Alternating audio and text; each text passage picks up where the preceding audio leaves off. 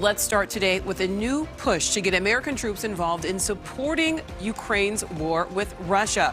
Lawmakers from both sides of the aisle are calling on our soldiers to build field hospitals near the border in Poland. NewsNation correspondent Kelly Meyer joins us live now from Washington with these plans. Kelly.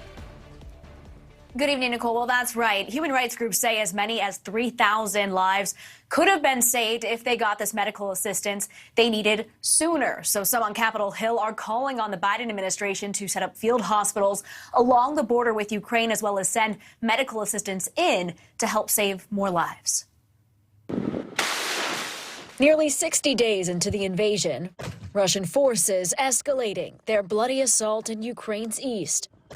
With each new day, the human cost grows higher. Since the war started on February 24th, there have been 2,435 people killed and 2,946 injured. Of this, 70 children have been killed and 157 have been injured.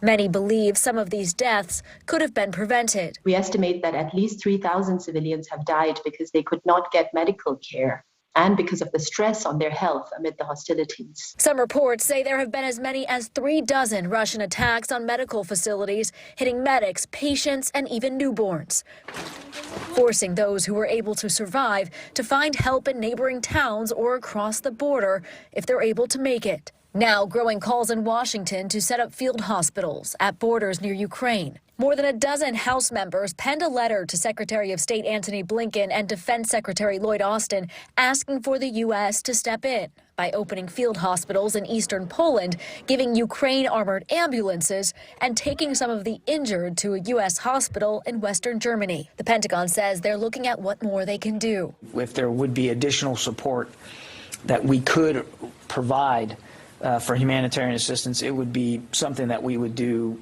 absolutely in lockstep with the Polish government. And like the Pentagon spokesperson said there, anything that the U.S. does has to be done with Poland. He did say members of the 82nd Airborne are there if needed to assist, but they say they will review this letter and get back with the lawmakers. But next week, the Secretary of Defense is heading to Germany to meet with his counterparts and allies as they discuss Ukraine's current and future defensive needs.